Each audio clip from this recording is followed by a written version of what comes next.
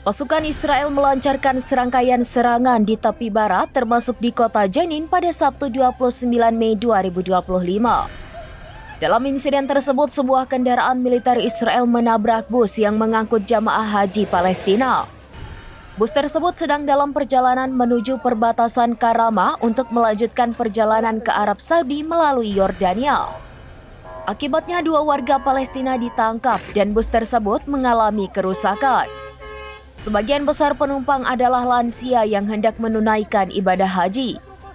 Menurut laporan Anadolu pada Sabtu, kendaraan militer Israel itu sengaja menabrak sebuah bus yang tengah terparkir meskipun tidak ada korban luka dalam insiden tersebut. Wakil Gubernur Jenin Mansur Al-Saadi mengecam keras aksi itu. Ia menyatakan kendaraan militer Israel tabrak bus jamaah haji Palestina secara sengaja yang terparkir di depan kantor gubernur.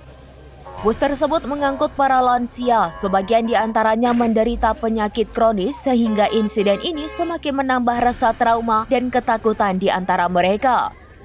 Karena pembatasan ketat yang diberlakukan Israel, warga Palestina di tepi barat umumnya harus menggunakan bandara di Yordania untuk bepergian ke luar negeri.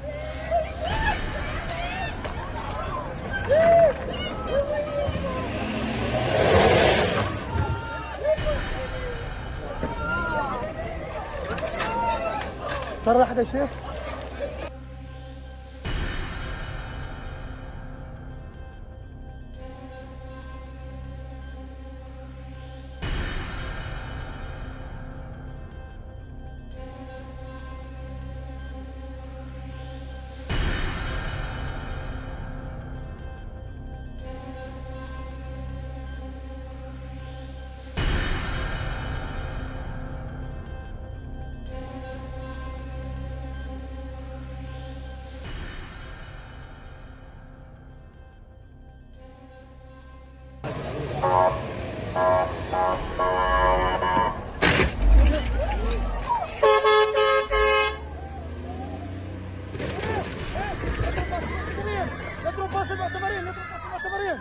ابعد ليش الاحتلال يضرب بس معتمرين